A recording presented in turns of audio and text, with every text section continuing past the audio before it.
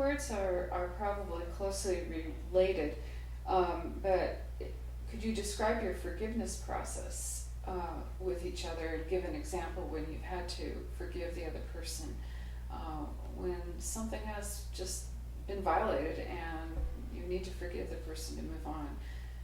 Can you think of an example or a description of that?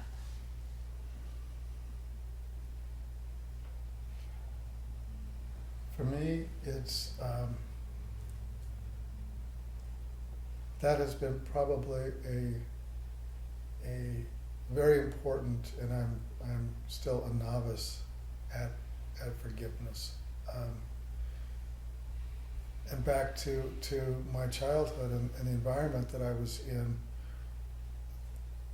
it's when things were volatile, you ducked for cover and waited for it to blow over. And then it was, well, okay, it's blown over, there's no sense to bring it up again, you know, and that would just incur usually, you know, the anger from my father if you did. So it's something that I still struggle with.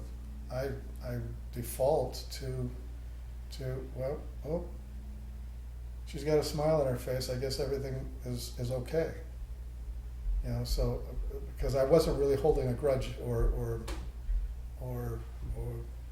I wasn't holding something, and of course from my perspective I wasn't trying to cause a problem. You know, I mean it's that convoluted, you know, pair of, you know, glasses I'm looking through. So it's been hard for me to learn how to, and then I get lost in my head where I'm sorry is trite to me. I mean, it's just even sounds trite before it comes out of my mouth. So I have learned to say I'm sorry, but I don't believe myself, so it's hard for me to expect Eileen to believe me. Yeah, I have such a critical voice in my head, and this super ego of mine is just running crazy, and so I am so willing to accommodate being hurt.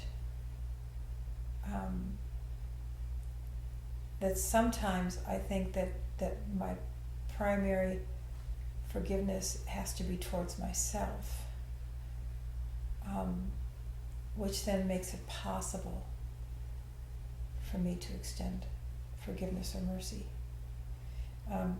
Right now, where I'm in my life, I think mercy and forgiveness are two things I can't separate. It's like, you know, the feeling of even what I was just saying before about, you know, why do we get triggered like that, you know, and forget the love. It's like, you just think, my heart just goes, oh, poor us, you know, poor us humans, you know, trying to, you know, in the best of intentions, you know, we end up hurting each other and hurting ourselves. And so there's a sense of mercy which has to do with a sense of softening or forgiveness towards a situation. I'm sorry pops out of my mouth way too easily. I'm just sorry for everything. I'm sorry for, you know, oh, I'm sorry, oh, I'm sorry, oh, I'm sorry. I'm saying I'm sorry all the time. So I think that the idea of forgiveness actually directed towards you, there's, even as I say that, I feel like, who am I to forgive him? He's just trying to have his life and doing his thing. So, but mercy, you know, that didn't work out. You know, that conversation didn't work out, or this is a bad moment, or something, you know, extending that kind of mercy. I don't know, I can't quite separate that from forgiveness now. Forgiveness has a little bit of something like, I've got something up on you, you know. But if I feel if I feel that sense of sort of a camaraderie and compassion, it's like, here we are again. It just feels to me like I don't need to extend forgiveness as much I need to extend the highest quality, the highest definition of mercy. Yeah, that's It's beautiful. beautifully said. Yeah, and yeah, and I'm not trying to co-opt, but I would say that that's close. What came up in me, in my head, notice I said head, not heart, but head was the word acceptance. That it's part of the whole.